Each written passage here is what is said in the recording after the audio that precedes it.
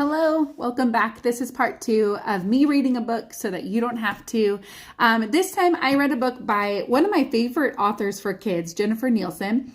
And when I say kids, I'm talking more like ages 8, 9, up to like 12, maybe 13. I guess it just depends on your kids' interest levels and their reading ability. But Jennifer Nielsen writes some incredible books. I've really only read her chunk of books that are set in World War II time. She has some other I would say fantasy kind of series as well. And I've not read any of those, but her historical fiction ones are very well done. She does a great job of talking about a heavy topic like World War II, in such an incredible way that I think is encouraging. It's inspiring to young people. And I just said young people, and that makes me sound so old. Moving on. Anyway, so I read this book. I think this is her newest one called One Wrong Step. And this one was felt a little bit different to me because it was taking place right before World War II.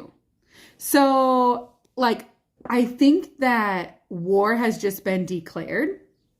I'm pretty sure it's kind of where it's starting off, right before war has been declared. So this is early World War II. 1939 is when it's taking place. And you get a little bit of flashback, but mostly in 1939. Anyway, you follow this boy Atlas and his dad on these incredible adventures.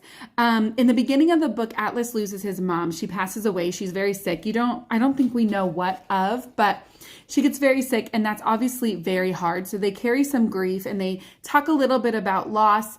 But over the whole book, we are climbing Mount Everest, literally, and Atlas stays behind while his dad and this team try to summit the mountain, and they get stuck in an avalanche. And so Atlas and this other climber's daughter, Maddie, they climb the mountain, and they're probably aged 13, 14, 15, something like that. So it's incredibly unrealistic, but there's adventure, it's excitement. And really, I think the whole point of the book is that they're not necessarily climbing this literal mountain, even though they are in the book, but it's actually more just referring to a figurative mountain. What are the things that we face in life that seem really hard, and what do we do when they feel impossible? Do we get back up and we try again, and we work as a team and we do it together? So there's some incredible messages, incredible themes in this book, and I think your kid would really enjoy it.